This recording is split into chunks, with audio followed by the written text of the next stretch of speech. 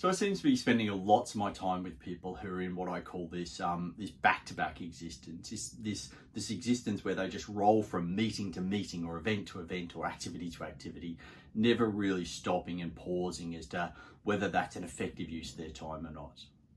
When I encounter people in this scenario, the first thing I get them to do is to really take a pause, step off the hamster wheel, and just start to focus on how do they become more intentional with how they use their precious time and energy. And to do that, I focus on three things.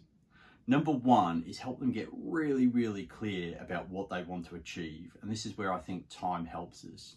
So you can start to think about, well, what do I want to achieve today, this week, this month, this year? And I'm not talking about just setting goals. I'm talking about being really intentional about what impact you want to have, what value you want to create, how you even want to feel about yourself in those time periods.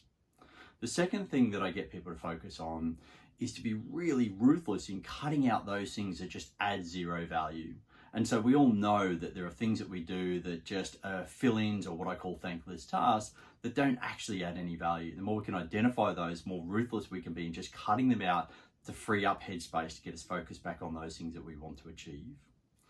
And the third thing that I get people to focus on is to be really clear on their habits. And the point is that we all rely on habits each and every day to get through our days, to help us do things a bit more automatically. But very rarely do we stop and challenge those habits to see whether they're beneficial for us or whether they're getting in our way.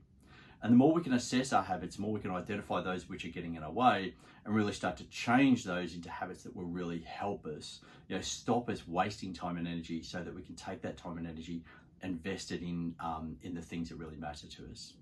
So if you're living in a back-to-back existence, why don't you just try to pause, step off the hamster wheel for a little while and get focused on those three things. What do you want to achieve?